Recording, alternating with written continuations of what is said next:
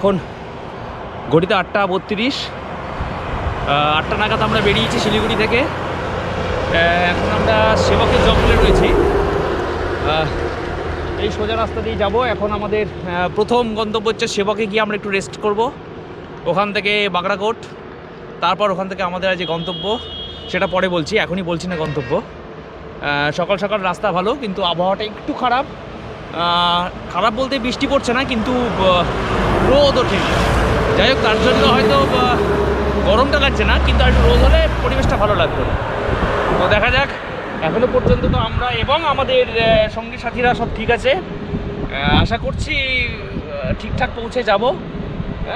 তো এখনও পর্যন্ত কোনো অসুবিধা নেই, রাস্তা খুব সুন্দর রয়েছে, মনোরম পরিবেশ।